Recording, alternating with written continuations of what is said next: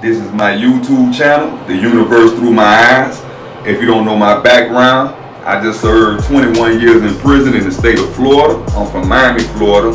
Dade County gave me 55 years in prison, but I fought to the end and only ended up serving 21 years from 1997 to 2018. I've been free 3 years now. I also wrote a book about my life titled The Universe Through My Eyes. I'm going to be waking people up by prison and the streets. Stay tuned.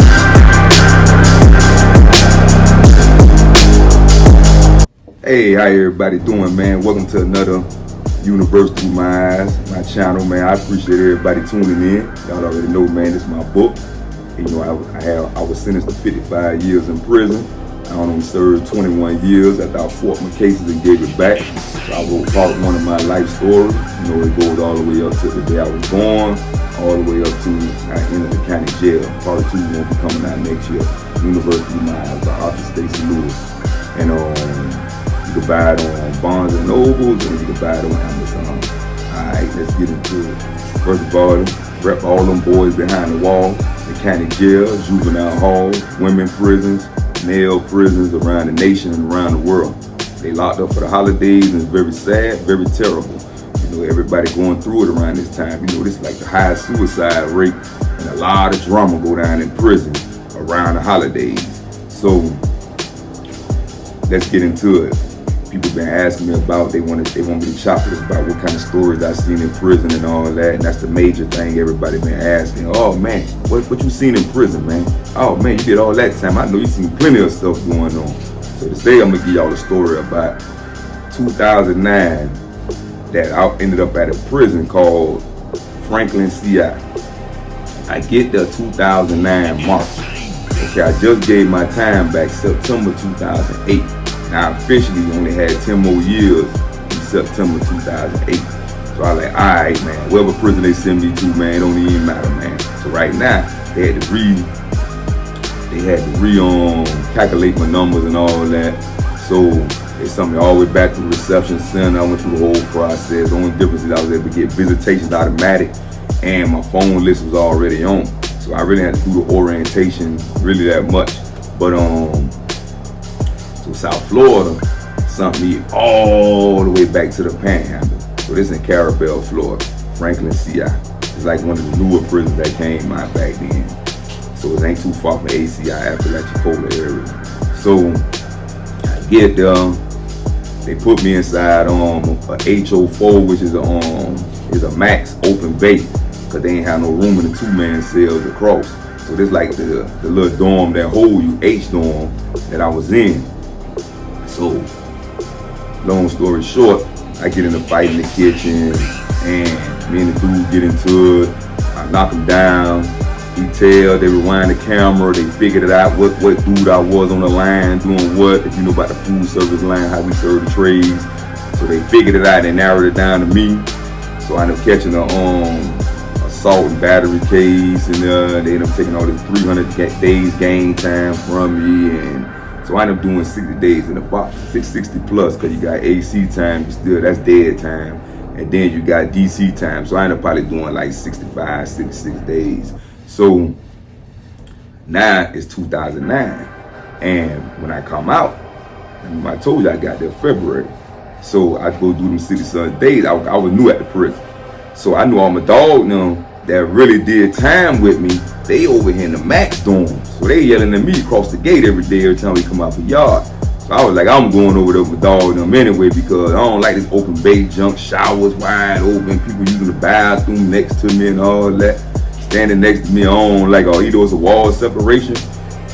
I still be like, just the thought of my mindset, like I can't picture somebody holding their private parts next to me, and they so close, you feel me, taking the shower also, just a wall, and water splashing on me. So long story short, you know, I had to find me a victim, and the victim was the guy that was inside the food service. I just looked for the first guy who was on some police junk in the kitchen, and the only why they put me in the kitchen because only medium custody on the down I was able to work the kitchen, because the HO4s, the maximum, and HO5s, like they killed this lady at man, what that prison is, man. But I know it's in Central Florida. They killed that lady, and they tried to blame it on this black dude. And dude had no boots on his no blood on his boots, and all that. But at the end of the day, they said he the one stabbed the lady up like over 50, 60 times, man. No blood on his uniform, no blood on his shoes. It was crazy. But that's the reason why. And in Charlotte, these guys try to break out, and they try to hit an officer in the head with a sledgehammer or something like that, trying to escape. So they was like, okay, no serious time guys and high custody guys can't work the food service department no more. When they put me in, I was like, oh no, I don't like that kitchen. There's a lot of gossip going on, a lot of drama going on. Unless it's that kind of prison where the food service be jumping, if y'all know what I'm talking about. But that wasn't one of them prisons like that. It's like in a like real country type cities. So I get out of jail. They put me in a dorm with my dog and them. I'm in A3. So it's 2009 around like September. Cause I remember Dallas Cowboys and New York Giants were playing a Sunday night football game. And I got out like that Friday. And I remember my dog JD from Okalaka and my dog JT from Overtime, they were roommates. I slept next door to them with a little Jamaican dude from Baltimore, Maryland. He's from Lauderdale, but he don't really know nothing about Florida like that. He ain't been here that long. He just got jammed with some dope and just doing little prison bids. So now they introduced me to a guy named Bell. This is a white dude.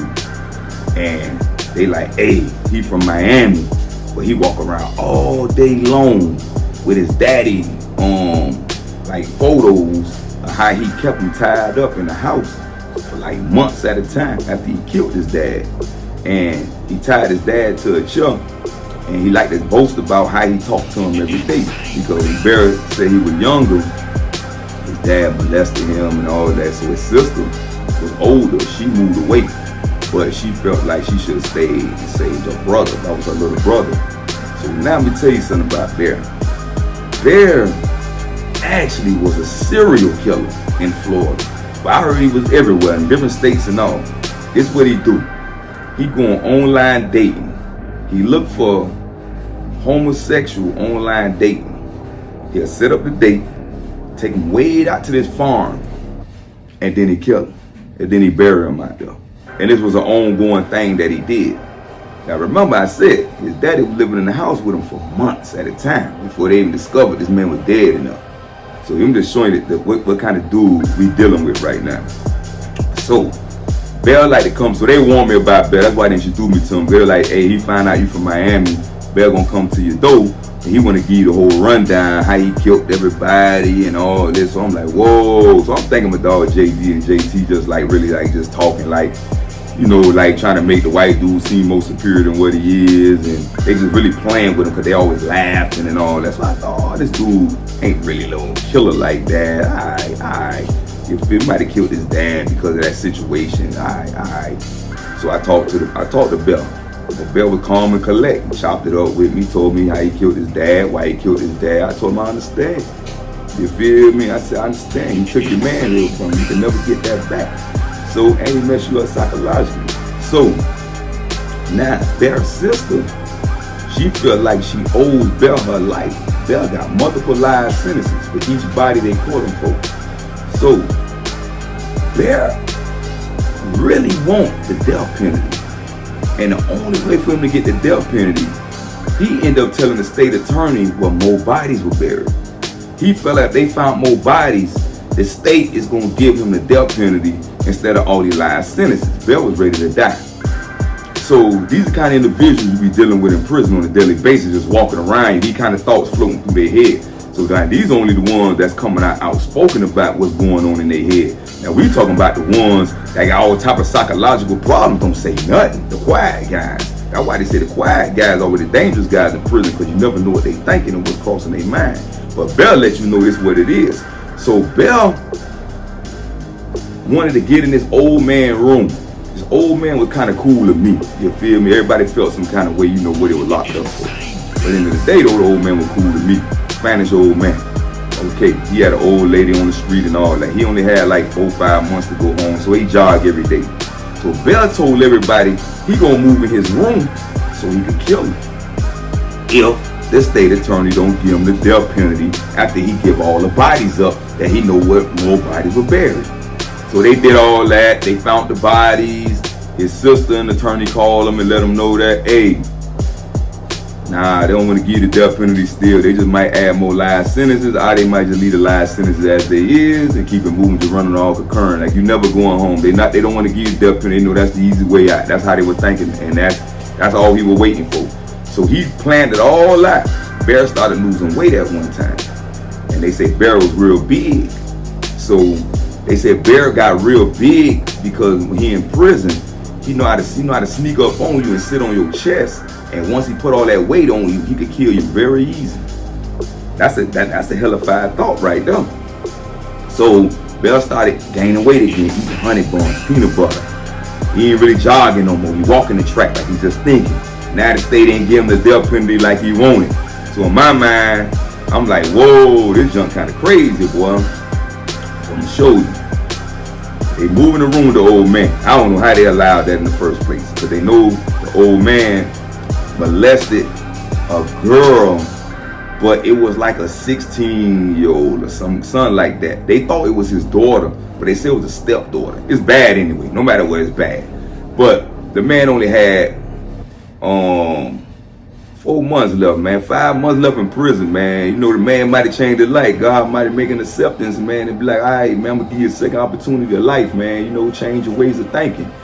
But Bear had another concept. Before he go home, I'm gonna kill this dude. And just to think of that, and everybody thinking this dude playing. Like, nobody taking him serious. You feel me? Like he just walk around with his dad pictures and photos and show how he killed him and this how he was. You know how they give you the body picture from your trial. They give him all his paperwork. You know, all the victim photos, all that. So he like to walk around and just talk about it. I don't know if he was boasting, bragging, or he just really was going through it, just trying to explain himself to people, and people just don't get him. So Sunday night come, the football game with Dallas, like I said earlier, Dallas and New York Giants playing. Giants my team. So I'm in there on some little metal bench with my dog now. But we on our own metal benches, but we close to each other. And I remember Bell coming out with some blue gym shorts on, and he sat next to me. And one thing about it, boy, in 2009, I was down 12 years. So at that time, I'm real like sharp, how people move, body language, all that. So me, I'm the kind of guy I don't underestimate nobody. I don't care white, black, Hispanic, a small guy to a big guy, you're all a threat. Quiet guy to the loud guy, you're all a threat. So at the end of the day, I take everything serious. So when he sat next to me, I heard like a little metal noise on metal noise, but you could tell like cloth stopping the beam noise. So I was like, oh man, Bell got a knife on him, man.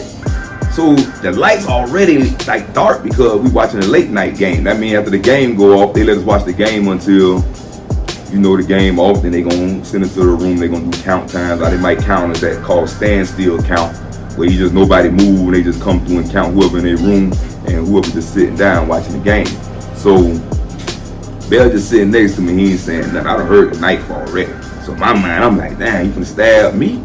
You feel me? I ain't do nothing to you, man. I thought we were cool. But now I know how people thinking that one moment they cool with you, one moment they bipolar this or whatever. They might be telling them, hey man, paranoid schizophrenic. Might be telling them, hey man, I got to kill this dude. He a problem. So me, luckily, it wasn't me. The game go off. The Giants win. Boom. Everybody going to their room. Everybody talking trash. Everybody talking, telling jokes to Bell. You ain't gonna do nothing, Bell. You always talking about killing somebody. Wow. So I'm like, all right, man, I'm holler at y'all boys tomorrow, man. So Monday morning, we got pancakes and oatmeal. So they give you these little small pancakes, thin and rubbery pancake with oatmeal and syrup. You don't get up and go get it, but sometimes I ain't got no bread. So I got to go down there and go get something to eat 4, 5 in the morning. And it might be ice cold, but you got to go. I'm fresh out the box. So I just did over 65, 66 days. I'm trying to gain my weight back. So, you know, you go to the box, you losing some weight, boy. You're going to be starving back there unless you got some homeboys going to pay more than what they call for the orderlies to bring your stuff back there. They going to down there double charge you, you feel me? But if you got homies that love you, you're good. So we all go to our room, we shut the door. Me, I'm talking to my roommate, we chop it up back there. 12 something that night, you know he ain't from Florida, he from Maryland, so I just lace him up what's going on in Florida, what he might have missed. And we both from down the same way when he did come to Florida. He in Lauderdale, I'm from Miami. We ain't number like 30 minutes apart from each other. All that. So I'm in there chilling. I go to sleep.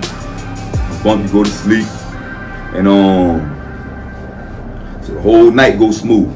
The doors roll early in the morning, like 5 in the morning, 5:30, doors roll. Boom, we push them back. You gotta lock them back, because you really don't want the police to lock them back. They make all type of noise pushing them doors back. Remember, I'm at a new camp, Franklin, CI. He's one of the newer prisons, how the doors roll, how everything moved up. So I always get up and be the first one to get out my bed to push that door back, because I don't know what's going on, and I be on beat, the shoes be on already. Then I go look out the room, I get some water from the water fountain, then I come back and brush my teeth and get right, because I got to see what's going on. Make sure ain't no drama going on or nothing. So check this out. I go out the room and get some water. So when I get the water, I'm like, damn, I don't want to get no pancakes, man. It's kind of cold outside. I go back in the room. So I'm brushing my teeth. So I wash my face. I'm looking at my roommate like, damn, bro, you gonna get up or you going to breakfast, bro? Remember, never leave your bunkie sleep unless he tell you, hey, man, don't never wake me up, man. If I ain't, that's just what it is. You feel me? I respect. It's mutual in that room. Like if I say, hey, don't wake me up, that means I don't want to go. You feel me? I hear everything. I don't want to go. I just want to get some rest. So I know he told me to wake him up every morning. He love to eat, get a little chubby dude. So all of a sudden I wake bro up. I see the little white boy come downstairs. Hollering, holding his face. I'm like, whoa, what's going on? So he running. I'm downstairs. He live upstairs. So he came down the stairs flying. This dude done hit the door. When he hit the door, hold his face. All the blood is on the damn glass door. But this little white boy, he worked confinement. But I heard he had sex cases too. I've been wanting to knock him out before. The way he talked to me in the box, like he ain't gonna never see me again. You feel me? But when I got out, he blessed me, so he paid his way, so I ain't had to do nothing to him. You feel me? Can't be talking to nobody any kind of way behind that door. Gonna be on the same compound. I better see you. So he run, he hit the glass. Blood all on the glass. I'm like, whoa, what's going on in here, man? Man, like this, man, I miss him, man. You feel me? They roll the door because the officers in the booth know him. The morning shift, they know he worked confinement. So they let him out, he run. They close the door back ASAP. He get around the blue curtain because I'm in the confinement dorm. The only wings that ain't confinement is the wing I'm in, A3 and A4. But A1 is AC confinement, A2 is DC confinement. Now AC confinement mean that's where you're being held at on investigation. You being held, your DR hasn't been served yet, whatever it is. You ain't been to court yet, DR court yet. That's called disciplinary court. So DC means you done court your time. That means you finna sit over here for some days to months.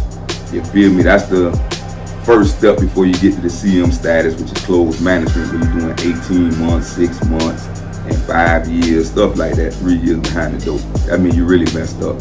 So he ran over there. So I'm saying to myself, whoa, what's going on in here? Because now my door popped back. So by my door being popped back, that means I can't close my door right now. So I'm like, whoa, I ain't got no knife. I ain't got nothing but my combination lock. So I heard and throw my combination lock inside my sock. And I tie my sock up real good. I run next door and wake my dog JD and JT up. You feel me? Hey, bro, what's going on, bro? This dude that ran a body like it was eye missing, bro. Blood, look, man, blood all on the glass. So they tightened down. They got knives. But I'm going to show you something. The dude, Bill, came upstairs and just stood there. Blood all on the knife. You feel me?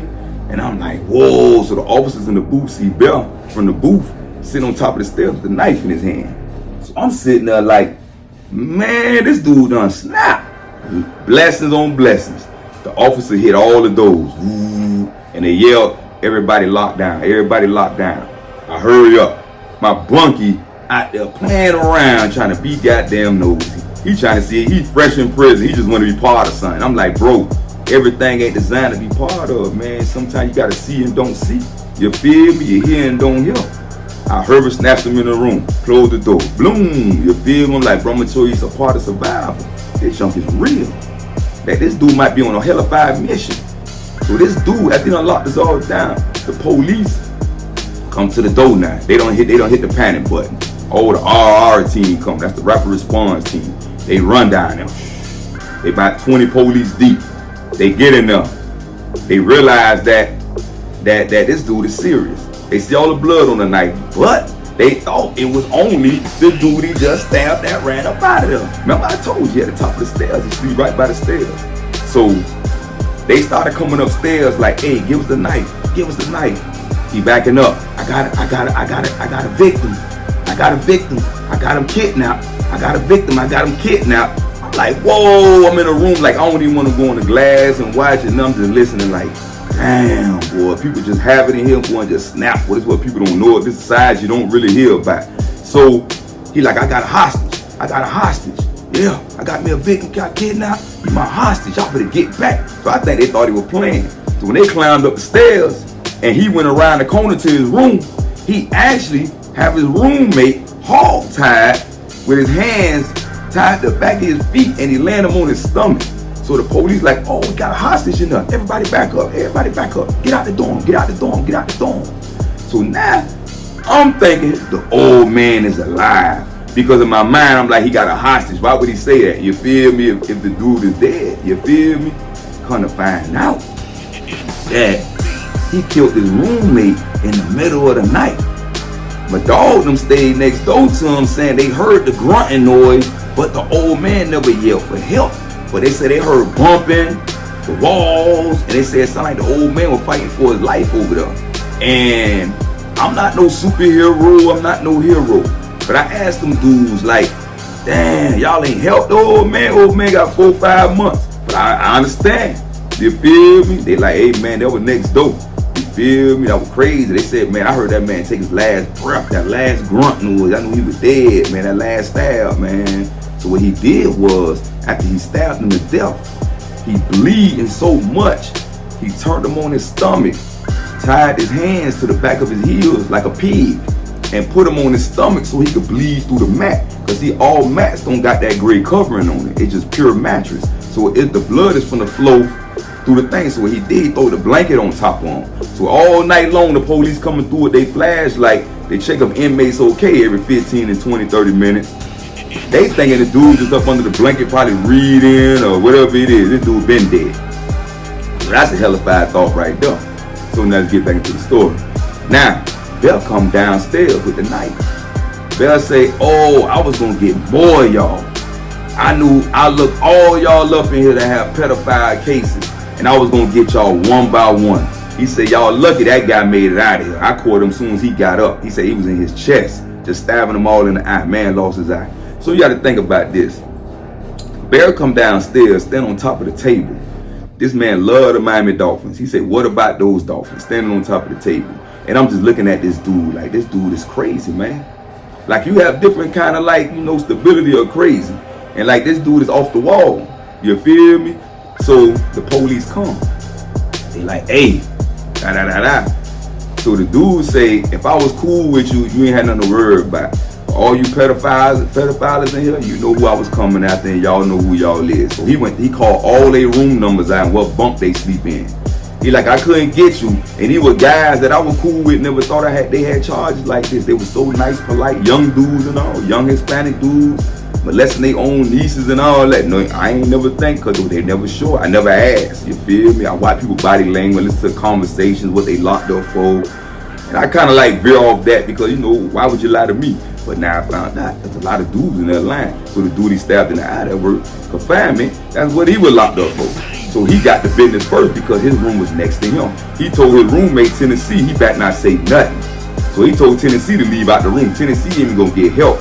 Tennessee works confinement with this guy.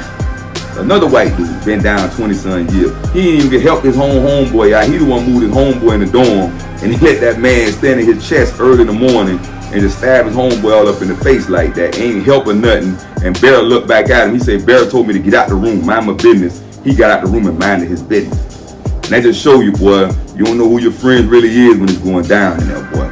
So finally all the police come back to the door. They got more police. They asked Bear to get a knife up again. So Bear rolled a knife up under the door. So they come in, they don't wrestle him to the ground and all that. You won't believe this here. The correction officer was actually satisfied in what he was doing. And I'm gonna get to that. They cuff him up, they take him to the county jail. We on lockdown. Because now they gotta get this body out this damn cell. And they gotta get it out the back. So we all don't really see it. So it's like the way the prison made, it's like a newer prison where they got confinement, like you can hang out an hour a day in a gate outside. So we live connected to that building because we in the confinement building. So luckily it was able to pull the ambulance back there, but we can still look out the window and see the ambulance pull up, sheet over the body, he body bag, they throw him in the ambulance. We know Pop dead. Boom. Now we don't know if the little dude that lost his eye, if he gonna be dead. They don't ship them to the hospital and all that. They rush them to the hospital. Now, we locked down. And they come through, they shake us down. Oh man, they tear our whole dorm up. They like they mad with us for what this man did. Y'all already got the culprit, but now y'all finna tear our dorm up to make an example. We ain't got nothing to do with nothing. So, but every officer that searched our rooms down was like, I know y'all glad what he was doing because we need more of that. I'm just showing y'all what goes on in prison, how correction officers talk. Y'all don't hear one side of it. Well, some correction officers, boy, kind of down with every play that goes down in there. You feel me? You call them rednecks, you could call them honkies, Caucasians, whatever you want to call them. A lot of them are cool. They down with the foolishness in them. You feel me? And they'll let it go. Turn the blind eye real quick. So, these people had to call the inspector general down there in Tallahassee. That means we each had to get interviewed one by one. We had to state our name and our DC number on the tape recorder. And you had to explain what you seen and what you heard. So you already know what I said. Boy, Stacii Lewis, M32642. Hey, I was asleep. I ain't hear nothing. I ain't see nothing. You feel me? I gotta stick to the code, which is sad, but that's how it go. You feel me? People losing their lives, but like on my name into nothing. You feel me? Now people looking at me sideways. Now I'm a threat to people. They think that I rat on son just to accomplish whatever it is. You feel me? Now I don't know what everybody else went up there and said to these people. You feel me? But at the end of the day, I was like, hey man, that ain't my business. It's sad what happened, but I'm trying to get home too. I got 9 more years in prison. I go in 2018 if I stay on good behavior. You feel me? So the whole logic of this story is that people get very dysfunctional in a closed-in area in prison, and in the blink of an eye, it could go down so fast, man. So fast that you could lose your life like being on the street on the drive-by. Same way in there. So I'm not here to encourage violence with my stories and all that. I'm not trying to tell nobody, oh, it's gangster to go to prison and all that. I'm gonna start showing people the different side of prison that rappers and everybody don't discuss with y'all. They tell y'all the good side. Oh, I went and did a bid. I come home, everybody by me jewelry, chains, and all that. Think about it. People almost got raped in prison. Mike Tyson even got tried. Tupac got tried. Just showing y'all, man, what's really going on. The blind side, they don't talk about. The real side, like they had to join gangs and ride with their gangs to be safe in them. They don't tell you all that. They just make it seem like they were just so comfortable in prison. They went a smooth ride. They lying. You feel me? Because even if you in the gang, you got to put in work. You might be a foot soldier. You got to put in work when that OG get that call. So all that time I'm a rapper and all, that's irrelevant in there. The only thing matter in there, you got money, and now we got to see you in action if you really living that life, because they want real soldiers on their team. But I want to wish everybody in prison, everybody in the free world, and I want to wish everybody happy holidays. I want to wish everybody happy New Year's and to have a better year next year than you had this year. So if you had a great year this year, you're going to have a tremendous year next year. And me, hopefully I'll be on the up and up. Thank you for tuning in, and thank y'all for everything, man. For all the appreciation, all the love, man. I love it. Thank you very much, man.